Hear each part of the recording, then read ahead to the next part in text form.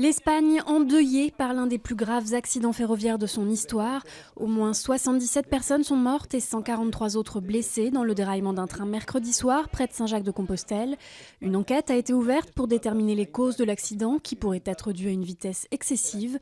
Toutes les cérémonies prévues pour la Saint-Jacques ont été annulées et le Premier ministre est attendu sur place dans la matinée.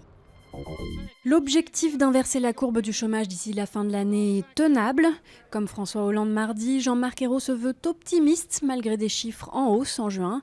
La France a même franchi un nouveau record avec 3 279 000 demandeurs d'emploi sans activité.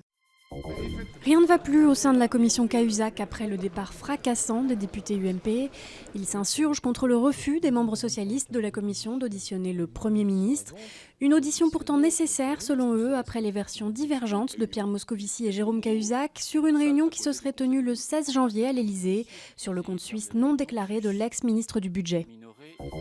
Messe au sanctuaire d'Aparecida, puis visite d'une unité hospitalière pour toxicomanes. La journée du pape François a été bien chargée mercredi. Le pontife s'est clairement prononcé contre la légalisation des drogues, une solution préconisée par plusieurs dirigeants ou ex-dirigeants latino-américains.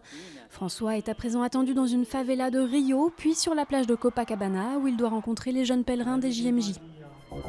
George Alexander Louis, il n'aura fallu que 48 heures pour connaître le nom du bébé de Kate et William. Le duc et la duchesse de Cambridge ont fait le choix de la tradition en lui donnant le prénom du père d'Elisabeth II, grand favori des bookmakers. Leur fils sera le 7e George à régner s'il accède un jour au trône.